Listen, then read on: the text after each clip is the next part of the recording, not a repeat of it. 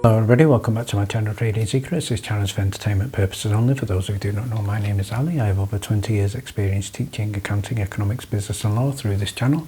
I'll be providing some stock analysis and a quick update on the $1 Million Challenge. So if anybody's not aware of this is a journey with investment of $1,000 to a return of $1 million over a period of 3 years using a strategic or compound return investing. So the objective is try to get 201 trades, each with an average return of 3.5%. It's not 201 consecutive trades, we do take into account losses. So for further details about how to join us for less than $9 a month, information is available in the description below. In today's video, we're going to be looking at MMTLP and a claim that the FINRA files have been located, not only the physical files, but also the electronic files. We're also going to be looking at tick symbol AMD and also tick symbol ANF from an earnings point of view, with predictions in terms of how they will come out this week with earnings due. And before we get started, let's have a look at what's happening in the market. So first headline here from Reuters, we can see here that the Fed's actions speak louder than words in the inflation fight. So the Fed's Jerome Powell did speak quite positively, and I think the general consensus is a September rate cut. So if we look at the S&P 500, it closed of play on Friday 1% away from the all-time highs, and if you have a look at that dip and that recovery, it is probably fairly unique in what we have seen in the markets in terms of the speed of the turnaround. And in terms of earnings, again a huge week for earnings. We're going to be looking at earnings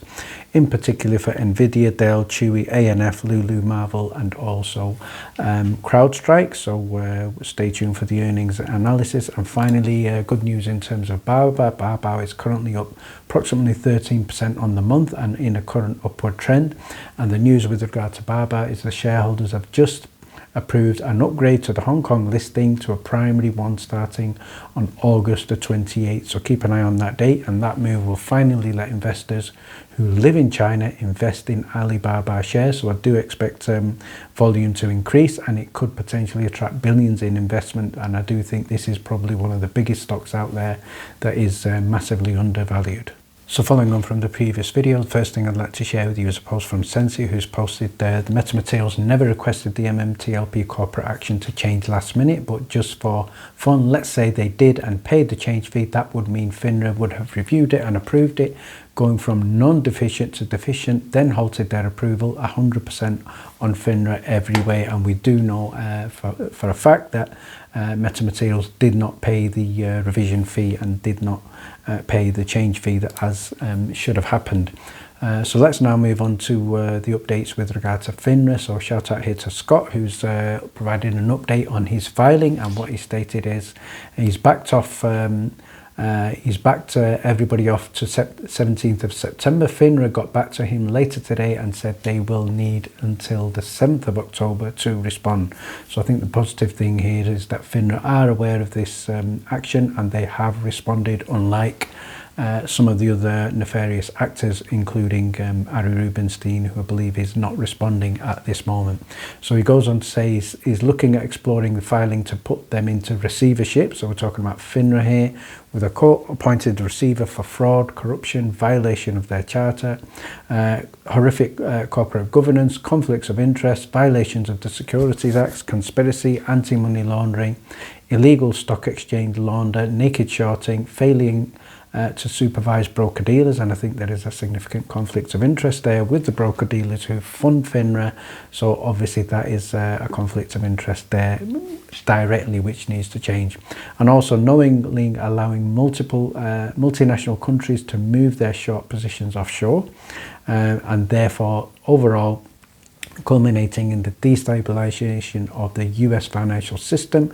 And he states here this is a violation of the National Security Act of 1947, and I think the key harm really is the retail investors. So let's have a look at the amended complaint, and we can see at the bottom there is a motion for extension of time until the 17th of September for the defendants to respond. So we're going to wait and see who responds. But what Scott has stated here is with regard to GTS Securities and Mr. Rubenstein, extra time to respond for cause is shown.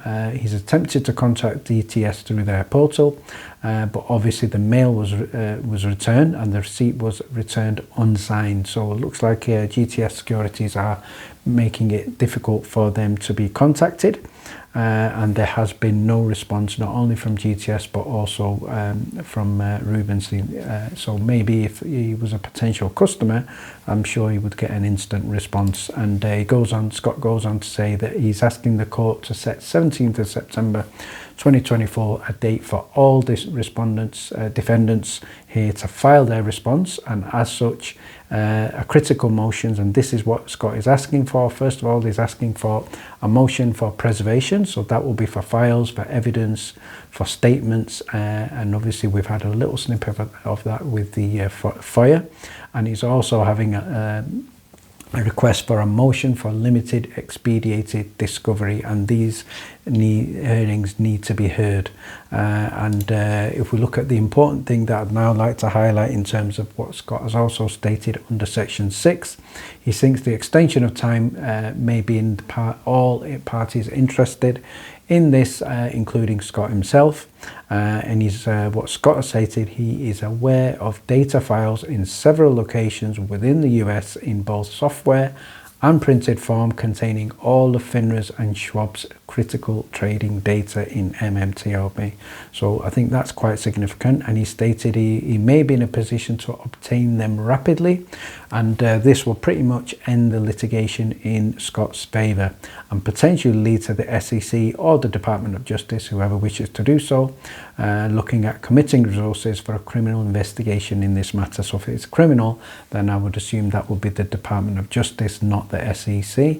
And finally, if we look at the cause here at the end, Scott is asking the court to grant the motion and align all defendants with this date, 17th of September, and the key people here, Harry Rubenstein, GTS Securities, FINRA, and also Schwab. And finally, let's finish off by having a look at earnings for Nvidia and ticker symbol ANF. So if we start with Nvidia, this is expected to beat earnings, and they're going to report after close of market on Wednesday, August the 28th, 2024. So the general consensus is around about 64 cents per share on revenue of $28.24 billion. So this would represent approximately 109.1% year-on-year revenue growth, which is exceptional, and overall earning estimates have been revised lower since the company's last earnings release, which was a huge beat. So let's have a look at a reminder in terms of their key products. The biggest number one product for Nvidia is the GeForce GPUs. This is their flagship product, and it caters both not only for gamers but also for creators. They also have the Blackwell GPUs, and these are the latest in Nvidia's line of AI processors. Then they have NVIDIA Data Center Solutions and also NVIDIA AI Enterprise, and this enables businesses to fully leverage AI within their operations. So if we have a look at revenue by segment, we can see here going back from 2021 to 2024, significant growth and exceptional revenue in terms of numbers, especially for the data centers and also gaming, which is growing quite exponentially there. In terms of what I also expect, I think if we do get a significant beat in Nvidia, I believe AMD will also hit the $165 trend line by the end of the week, and I think that should be positive for the other semiconductor stocks as well. So and finally, let's have a look at ticker symbol ANF, also known as Abercrombie and Fitch. I also believe these are expected to beat earnings, and they're going to report earnings on Wednesday, August the 28th, prior to open market opening, and the general consensus is an estimate of $2.14 per share on revenue of $1.09 billion, and this will represent approximately 16.5% year-on-year growth. So ticker symbol ANF, one to have a look at. If you have a look at the charts for this, the growth is exceptional. Overall earnings estimates have been revised higher since the last company's earnings release, and I think general consensus for ANF is quite positive. And if you would like to get a copy of our weekly watch list as well as the daily stock alerts, including due diligence of breaking news with regard to stocks such as APDN, which was covered around about 50 cents in terms of the monkeypox virus, details are in the description below. Thank you very much for watching. Please stay tuned.